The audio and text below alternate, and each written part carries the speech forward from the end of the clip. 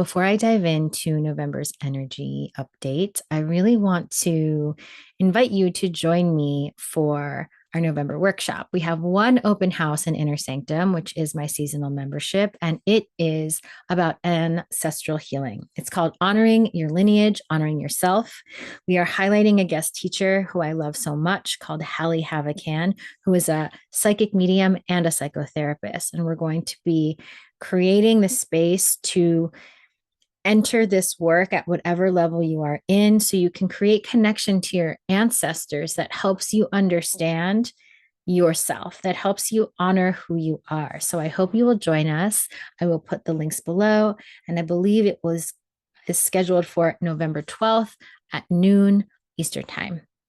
Okay, enjoy the update. Hello, everyone, and welcome to the November energy transmission. Thank you so much for tuning in. And if we haven't had the pleasure of meeting online or in real life, my name is Xenia. I am the frequency artist and imagination healer behind Myths of Creation, which is a body of work that lives at the intersection of spirituality, mysticism, meaning making, and creativity.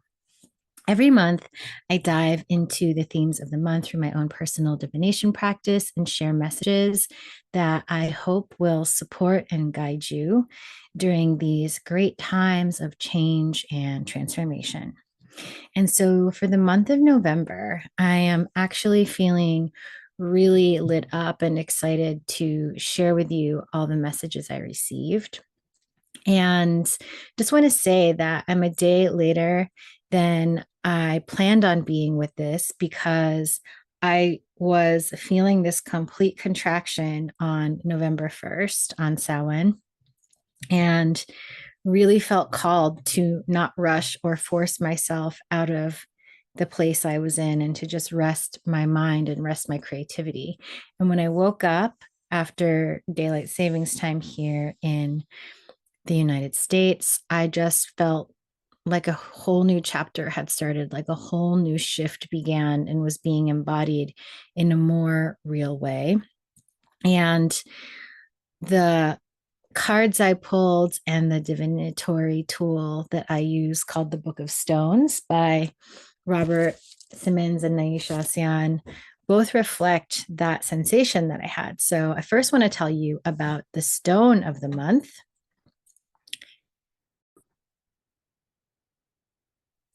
The stone of the month of November is emerald.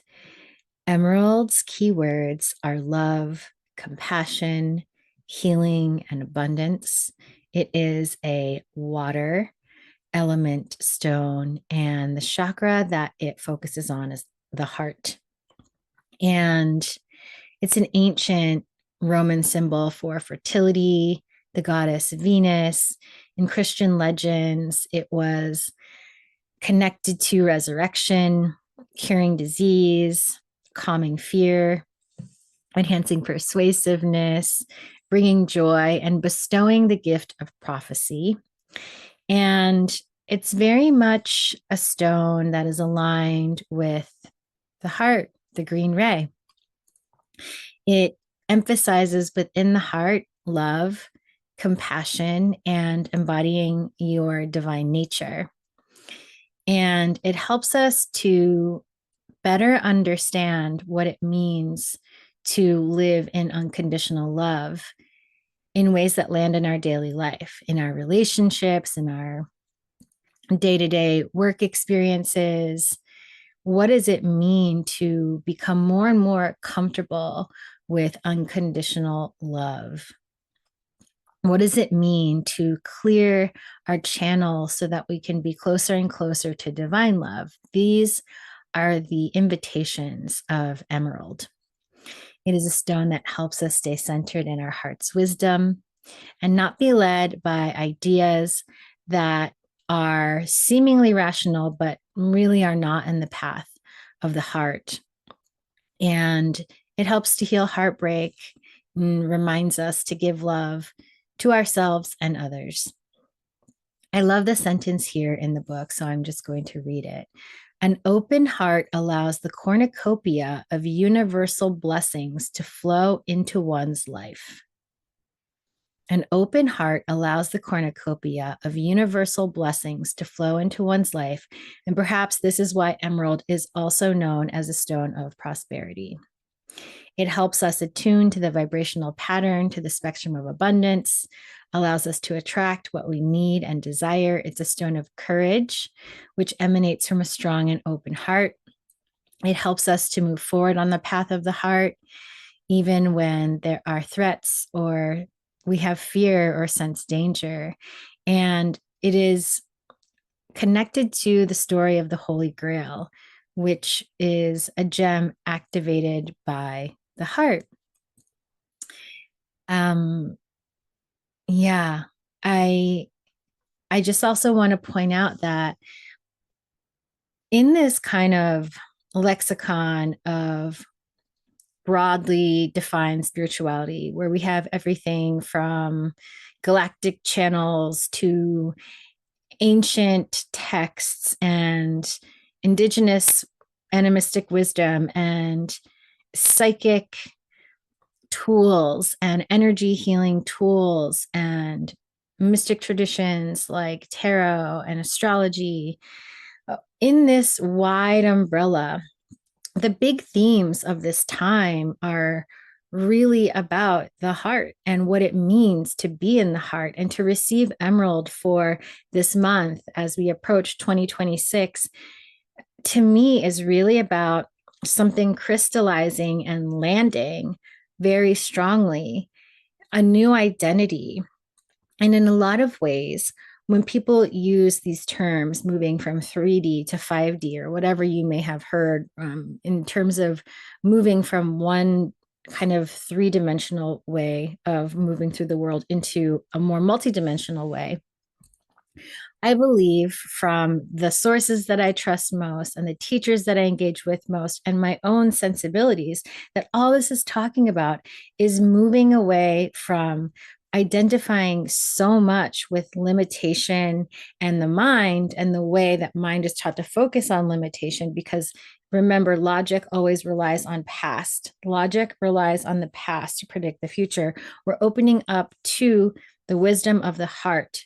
And what does that really mean? Whether you're learning from someone who's channeling galactic beings or someone who's reading ancient animistic texts or somebody who is speaking directly to trees, what does it mean to live in the heart? I feel like this is the month where we actually start to move that way. We learn through experience, and it comes through having a lot more compassion for the human experience. It comes from surrendering the age old habit of the intellect to create dichotomy and war between different ideas, and instead to find the place where human connection allows us to feel more possibility, feel more potential, that doesn't rely on the past to teach us, but relies on our deepest sense of presence and connection and desire to love each other, to reveal possibilities and paths forward.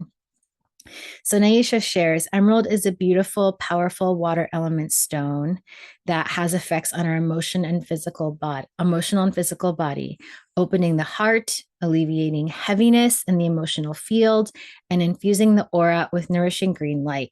It is the energy of hope, encouragement, gentleness, and abundance. Again, Naisha emphasizes compassion and love and us being a stone of heart-centered consciousness. It helps us to clear our emotional body of patterns of victimization and rejection of our personal power. I think that is one of the most potent sentences I read in this book. And for those of you who are new, the reason I tap into this book is because I think right now we're living in a time where we're not just changing in one area or another, we're changing sort of how we're defining ourselves on a cellular level, who we are. And I find this book to be one of the best divinatory tools in my personal practice to give us an understanding of what are the themes and energies that we are working with in the energy weather. And I think there's an opportunity here to notice what stories we're ready to stop identifying with, not because we're trying to escape human experience, but because we have already metabolized and learned the lessons of those stories. They're complete in a sense. We have mined the gems because we have gone into our hearts and felt everything that those opportunities and experiences gave to us. And I think it's a moment to reclaim our power by really loving and acknowledging the parts of us that were powerless, that had experiences of powerless, and to also understand if in certain ways we are no longer in those circumstances, we are no longer beholden to those situations, those people, or those forces. So it's a time of starting to own more of our power. And it may be that sometimes we have little flares of powerlessness or moments of really deep worry in order to be able to complete that emotional choreography, to finish that emotional, that I'm thinking of like the way we do when we flow through yoga, to complete that flow and come back into a state of neutrality so we can begin again. So it's a stone that helps us to strengthen the physical and emotional heart. It helps us to view events, circumstances, and people in our lives with compassion and acceptance, and stimulates the high heart or transpersonal love center, which is just above and to the left of the heart chakra. It is used to stimulate both wealth and abundance, which includes our material wealth, but also perhaps the true abundance, which is our ability to receive the gifts of spirit within all of life's experiences, and being able to embrace life with gratitude and knowing that all is provided and that there is no lack from our soul's perspective, from our spirit's perspective. And it helps with material wealth by helping us to remove thoughts and feelings of unworthiness in our energy field. So, just to review, this is a month guided by a stone that was really all about becoming more comfortable with the frequency of love, becoming more open to the frequency of the heart, becoming more trusting of the divine within us. And through that, being able to offer more compassion and more acceptance to ourselves and those around us, and therefore to open pathways to solutions to problems that we maybe thought were never going to be solved, to actually open up a reality where there are new emerging possibilities. So it's really a time to focus on our hearts. And if you have a practice where you connect to love, if you were in Inner Sanctum, we did a whole 7-day frequency challenge around love. It's a great time to go back to those practices that teach you how to tap into what that means for you to be in the stream of divine love. For so many of us, it's about being in nature or observing the beings in the world that we perceive as innocent, from animals to plants to small children, really being able to honor the innocence in all things, in all beings that exists on some plane. And really, it's a time of healing heartache and healing heartbreak through being vulnerable, through putting down the weaponry that comes from the intellect and trying to connect to people through the heart center, challenging our rigid frameworks by opening our imagination through the vibrant frequency of compassion. So it also is a stone that helps us to trust the divine and to surrender our own personal version of what we think life should be.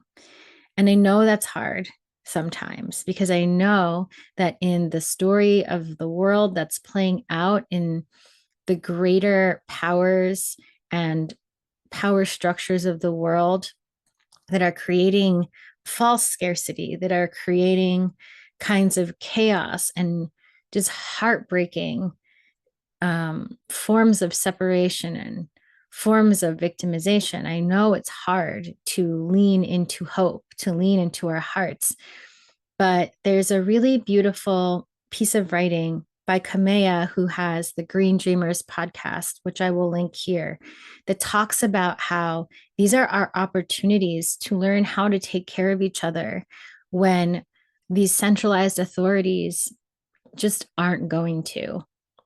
And I don't think we need to be escapist or naive to be hopeful. I think we can actually be extremely creative, extremely grounded, and extremely action oriented in our hope.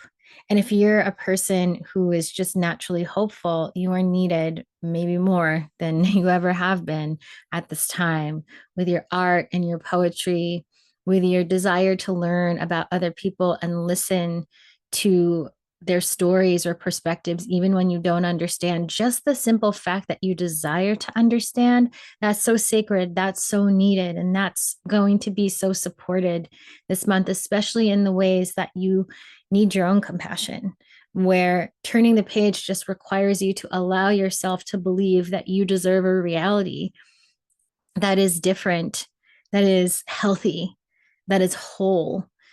The kind of courage it takes for you to allow yourself to leave attachment to an identity that's comfortable for you, that has experienced struggle or experienced contraction for longer than you want to say that you're ready to open the door to something else, is it requires such a huge amount of trust and such a huge amount of courage. So this is a month to really give that to yourself if you are ready.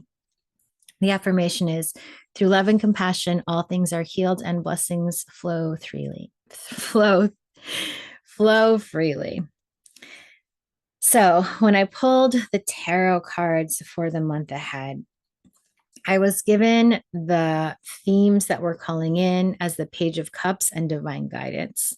And what I felt from that was that we are really bringing the inner child's heart back. We are resurrecting our inner child as the leader of life, including their ability to feel, their imagination, their capacity for joy, their capacity for sorrow, their capacity for wonder and innocence. We are learning how to come back to the part of us that was disrespected by the systems at large and oftentimes was coaxed into hiding by oftentimes very well-meaning caretakers who were trying to prepare us for the world that we were going to be in by getting us to turn up or turn down certain aspects of ourselves. So perhaps teaching us to control our feelings, teaching us to be more palatable, teaching us to tune out of what our body needs and tune into what the group needs. We're kind of coming back into this soft and vulnerable space. We're calling in that imagination and sensitivity of the child, and it is offering us a lot of wisdom and a lot of guidance right now. And I also just want to share with you a resource for those of you wanting to connect with your inner child. My friend Alex Kopp, called The Life Weaver, was also running. They have two modalities. One is life weaving, and the other one is rainbow weaving, Rainbow Weavers Camp. And Rainbow Weavers is a camp for sensitive children to help them uplift their magic. And Alex ran this camp for the last 2 summers in Cape Cod and is just putting out this amazing artifact of that time called the Gallery in Print. And I'll drop the link below, because the art these kids are making in this environment where they are encouraged to be in touch with their biggest imaginative soul is so deep and so beautiful and so incredibly genius. And this is a perfect month to tap into that kind of energy. This is a perfect month to really feel into what your inner child wants and the voice of your inner child as a leader, as a genius, to acknowledge, wow, there's so much possibility and problem solving and creativity and innovation that lives in me when I allow myself to touch that part of myself. What we are clearing out was the Six of Wands reversed and the card Surrender and Release. And what I got from this is that this is really a time of not chasing. We're not chasing the big clearing. We're not chasing the little victory either. We're really trying to step out of this dopamine cycle that gets us fighting for these short-term wins, whether it's, likes on social media or I hope I sell out of this one thing. And we're kind of making more space for our heart to lead us, something that's not so hungry, something that's not always trying to fill a void. It's like the void in us is sort of releasing itself from its position as the main motivator in our lives and saying, what if I am not trying to fill this hole in me? What if that from the while the inner child is returned to me, what if I feel more whole? And from that wholeness, what if I start to create from a place that's much more patient, that's much more still? What if that actually brings the changes or manifestations or shifts in my life that are the healthiest for me more quickly than any grasping or um, kind of really, really purposeful clearing could have ever done? What if right now it's just time to release that overly grasping healing work or overly grasping achievement based action? What if it's time to let that go? So I feel like that's a really beautiful complement to what we're calling in. And then the tool or practice to support us was the Nine of Swords reversed and the card Weight. So interesting. This is a time where we are opening our hearts. And as we open our hearts, all of those messages that we got as children that told us to shut down our soul's genius, they're coming up as worry. Is this okay? Are people going to think this is weird? Am I worried? Am I not worried enough about X, Y, or Z? It's time to let our worries out on the page, to sit with a friend and list everything we're worried about and just let it be witnessed and say, wow, look at all these resistances coming up to the part of me that's ready to open my heart and receive love and become a vessel of love and to let good things in. The part of me that's trying to trust the world, here is all the programming that I was given to get me to be very suspicious of this aspect of myself. Here it all is. So, in order to support us in this process of change, let it out, write it down, and try to listen. Try not to push past the discomfort and just hear yourself out. It's a really important time to not push, and it's a really important time to not hesitate. So it's almost like when we know it's time, we'll know it's time, we'll make a move. When we're hesitating, we're not sure, it's just time to not make that move yet. So instead of spinning our wheels to force ourselves into action, or spinning our wheels to talk ourselves out of something we know we want to do and we know it's time to do, what if we just hear out the worries and then just do what is natural, do what's in flow, wait when it's not time, go when it is time. It's very much like we are learning to surf time like it's in waves instead of force time to move the way our mind believes is more efficient. It's much more connective and multidimensional this month. And the message from our guides, we received the Seven of Pentacles, very much supporting the last two cards, and Dream Big. So it feels like we have to be patient because life is trying to set us up for all of our bigger dreams that we may have given up on or we may have thought were going to take forever to be easier to accomplish in January of 2026, in February of 2026, in March of 2026. There's something being lined up for us. And so it's so important to learn what keeps us present, to learn what keeps us patient. And one of the greatest ways we can do that is by seeing what we already have, noticing what we already created, what we're already given. I was just telling Anastasia, my friend who's also on the Myths of Creation team, that I can be so oriented towards fixing problems that after I fix a problem or solve something or accomplish something, my immediate thought can be, what am I doing next? What else is here to fix? And this is a month that's really asking us to just receive what we've already done. Like, notice the growth that you have already achieved. Notice the shifts that you've already made this year and be grateful for the things you have already accomplished in a world that tells you you are not enough, in a consumer culture that tries to get you on the loop of wanting more and more. acknowledging what is, what you have, that is such a powerful, rebellious thing to do.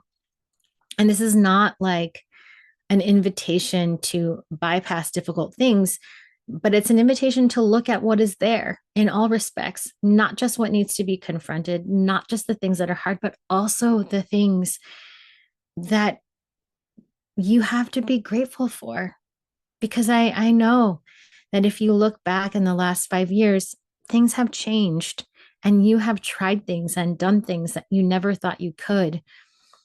Some of you have had children. Some of you have moved.